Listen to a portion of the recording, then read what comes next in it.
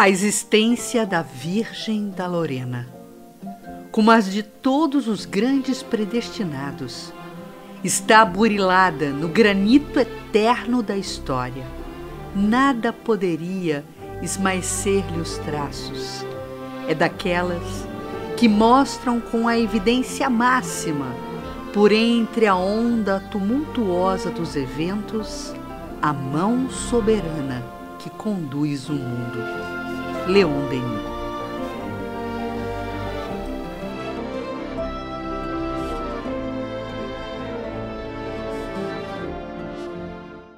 Uma guerra de 100 anos.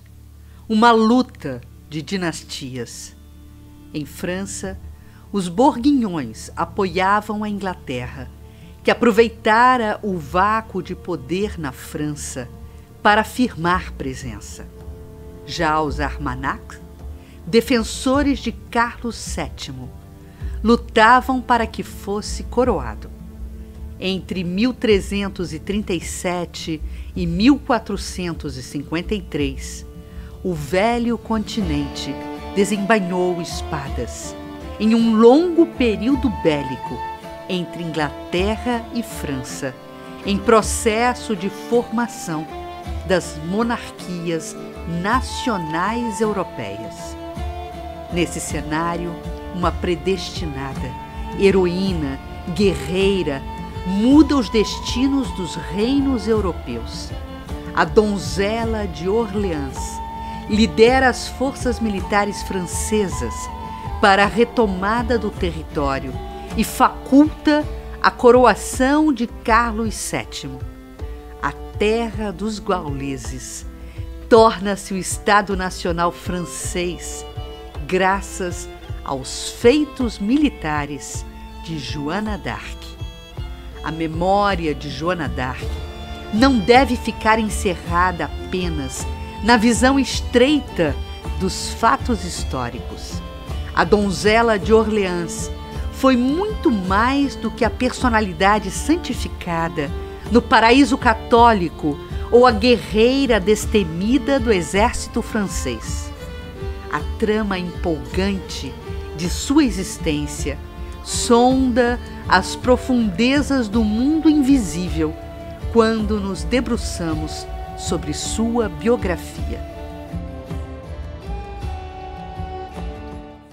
O ponto capital da questão é a existência de forças ocultas que os materialistas ignoram, de potências invisíveis que, unidas à mulher médium guerreira, deixaram como exemplo.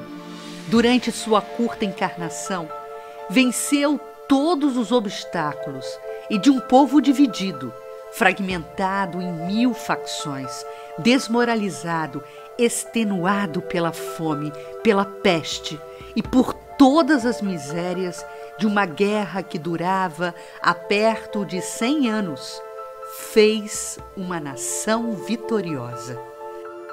Do improvável, ergueu-se o clarão do caminho e da vitória para a consagração de uma coroa e a constituição de uma nação que 4 séculos mais tarde seria o berço do Consolador prometido, a terceira revelação, a doutrina espírita, consoladora e libertadora, conjugando o ímpeto libertário de uma humilde menina camponesa.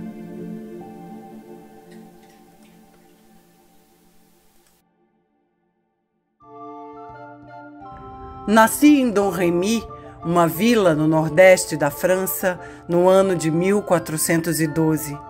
Meus pais, Jacques d'Arc e Isabelle Roumet, eram camponeses proprietários de uma pequena terra, de onde tirávamos nosso sustento. Fui a filha caçula numa família muito católica, com outros 4 irmãos.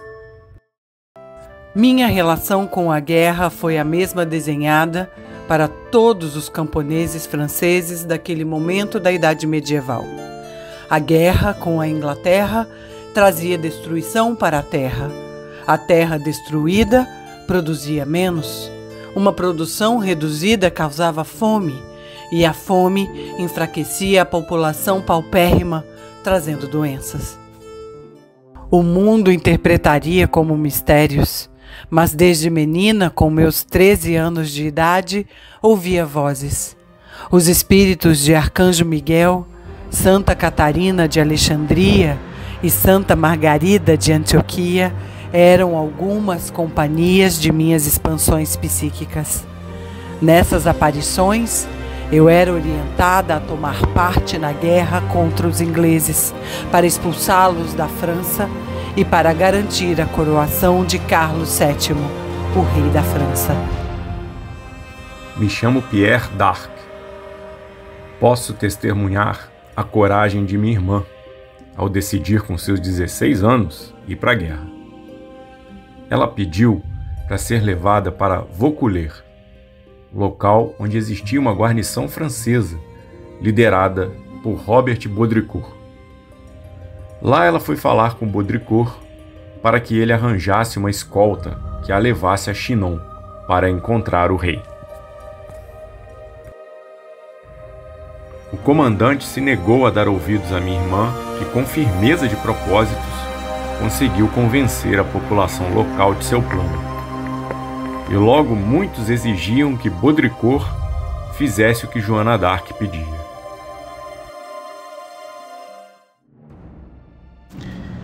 É inusitado pensar como uma jovem donzela, mobilizada em dar acolhimento às vozes que escutava, venceu inúmeras dificuldades para alcançar o seu intento. Conseguir estar diante de mim, o Delfim da França, solicitar armas e soldados para vencer em batalhas os ingleses e os bourguignons, atravessou um enorme território hostil durante meses, portando uma carta de apresentação do comandante de Baudricourt. Durante sua jornada, conquistou grande popularidade. Ao receber notícias de sua chegada a Chinon, fiquei receoso de estar diante de uma desconhecida que pudesse atentar contra a minha vida e decidi desafiar suas virtudes. Ocultei-me numa sala cheia de nobres varões. Porém, Joana me reconheceu e pôs fim ao meu disfarce. O fato me deu certeza de estar diante de uma jovem excepcional e intrigante. Caminhou sem vacilação ao meu encontro e disse: Senhor, vim conduzir os seus exércitos à vitória. Joana, aos 17 anos de idade, convencia o rei da necessidade de um exército em favor da sua causa libertária. Queria libertar a cidade de Orleans do jugo bretão. Foi a sua primeira importante campanha militar. Munida de uma bandeira branca e uma paz de certeza que movimentava as mais profundas fibras do meu coração, cheguei em 29 de abril de 1429 em Orleans. Sob meu estandarte, o exército de 4.000 soldados seguia minhas estratégias militares. Os franceses já estavam há quase 8 meses tentando superar as defesas inglesas. Foi com fervor religioso e patriótico, dando cumprimento ao que evocava meu coração e consciência, em filiação divina, que saímos vitoriosos. Outras tantas batalhas se seguiram a essa. Minha inclinação foi não tentar reconquistar Paris ou a Normandia. Segui com os exércitos para uma campanha ao longo do rio Loire.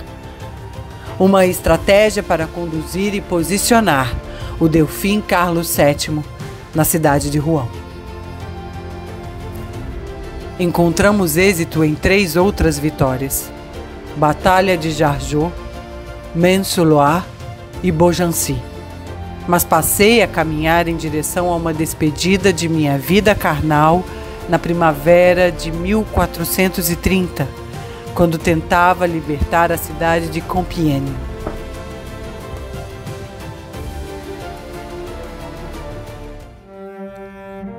Durante um ataque ao campo Marny, fui capturada pelos ingleses. Fui feita prisioneira e era propriedade do Duque de Luxemburgo, que me vendeu aos ingleses. Com minha transferência para Rouen, passei a experienciar os piores momentos de minha vida.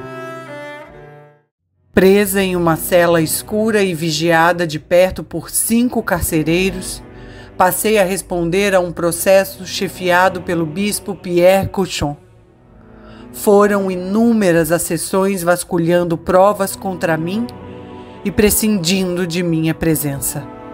Quando convocada em uma única oportunidade de interrogatório presencial, vi culminar sobre mim a sentença de heresia e assassinato.